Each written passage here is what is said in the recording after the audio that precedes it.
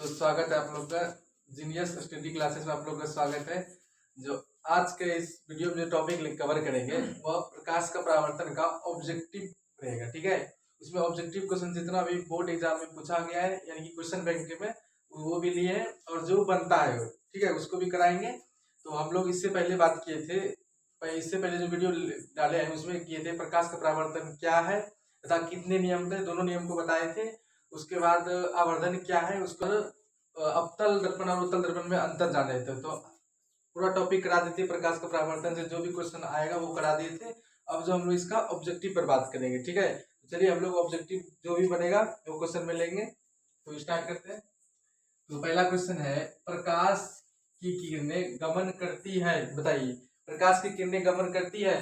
Option A सीधी रेखा में, option B टेढ़ी रेखा में, ऑप्शन सी किसी भी दिशा में, ऑप्शन डी इनमें से कोई नहीं। बताइए तो प्रकाश प्रकाश कैसे गमन करती है, बताइए। देखिए जब कोई सूरज है इससे जो प्रकाश निकलती है टेढ़ी उड़ी तो निकलती नहीं, सीधा हमेशा रहता है।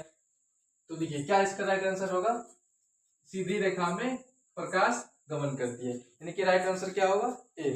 ठीक है, चलिए नेक्स्ट क्वेश्चन।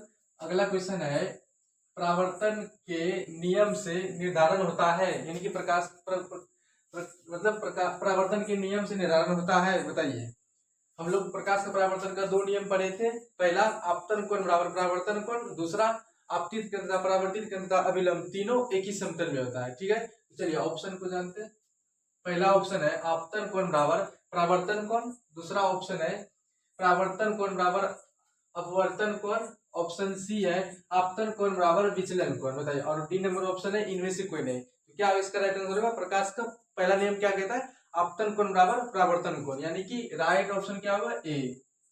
कि राइट आंसर क्या होगा, ए। चलिए नेक्स्ट क्वेश्चन कहता है कि निर्वात में प्रकाश की चाल क्या होती है। बताइए ऑप्शन ए कहती है 3 × 10⁸ मीटर पर सेकेंड, ऑप्शन बी 3 × 10⁸ सेंटीमीटर पर सेकेंड, ऑप्शन सी 3 × 10⁸ किलोमीटर पर सेकेंड, ऑप्शन डी इनमें से कोई नहीं। बताइए क्या इसका राइट आंसर होगा।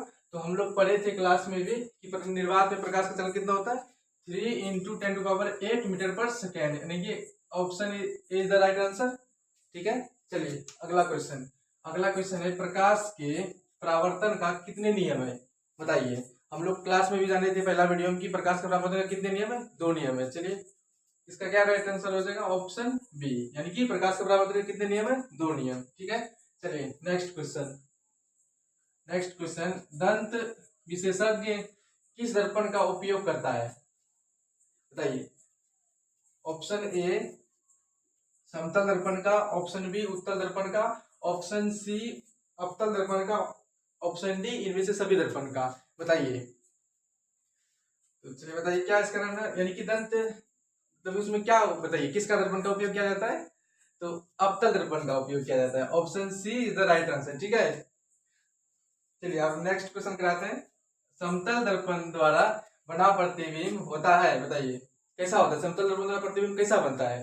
चलिए ऑप्शन ए वास्तविक, ऑप्शन बी काल्पनिक, ऑप्शन सी ए और बी दोनों, ऑप्शन डी नन, यानी कि इनमें से कोई नहीं। बताइए तो क्या होगा इसका राइट आंसर, ए बी दोनों, यानी कि समतल दर्पण द्वारा बना प्रतिबिंब आभासी और काल्पनिक वास्तविक और काल्पनिक दोनों होता है। ठीक है, चलिए नेक्स्ट क्वेश्चन है, सर्च लाइट का परावर्तक सतह होता है। बताइए सर्च लाइट का परावर्तक सतह कैसा होता है।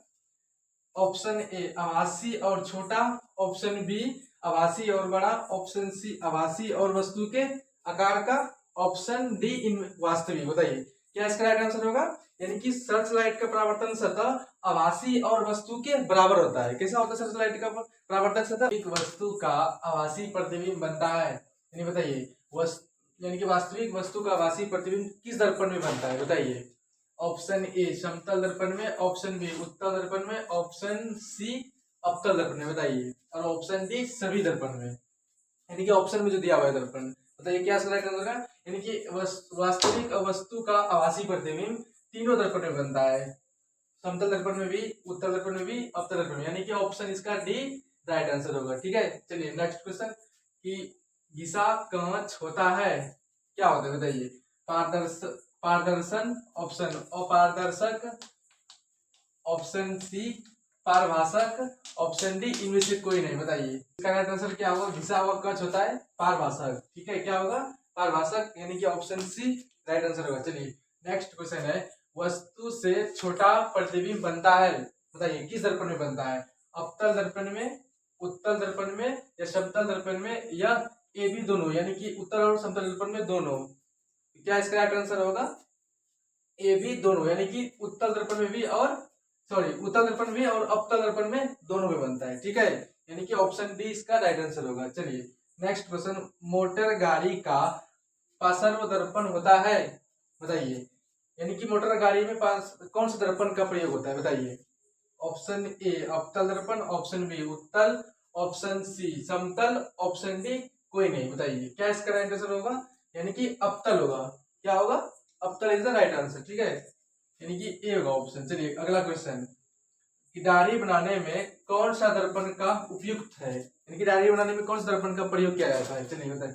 ऑप्शन ए समतल, ऑप्शन बी उत्तल दर्पण, ऑप्शन सी अवतल दर्पण, ऑप्शन डी इनमें से कोई। बताइए दाढ़ी बनाने में कौन सा दर्पण का प्रयोग किया जाता है? अवतल दर्पण किया जाता है। कौन सा राइट आंसर है? सी, यानी कि अवतल दर्पण का प्रयोग किया जाता है। चलिए नेक्स्ट क्वेश्चन है, फोकस दूरी एफ तथा वक्रता त्रिज्या आर में संबंध है, तो हम लोग क्लास में भी पढ़े होंगे फोकस दूरी क्या होता है संबंध, एफ बराबर आर बटे 2, यानी कि फोकस दूरी वक्रता त्रिज्या की आधी होती है। एफ बराबर आर बटे 2, तो क्या होगा इसका, क्या हो जाएगा? तो आर बराबर हो जाएगा, यानी कि कोना को निगुना हो जाएगा, आर बराबर 2f, ठीक है। देखिए ऑप्शन किस में एलिमिनेट कर रहे हैं, यानी कि ऑप्शन ए एफ बराबर आर, ये तो होगा नहीं, ऑप्शन बी आर बराबर 2f, यानी कि ये ठीक है, ऑप्शन बी राइट आंसर, ठीक है। चलिए नेक्स्ट क्वेश्चन, कि आवर्धन m का ऋणात्मक मान बताता है, यानी कि आवर्धन m में जो ऋणात्मक मान है किसको बताता है? बताइए।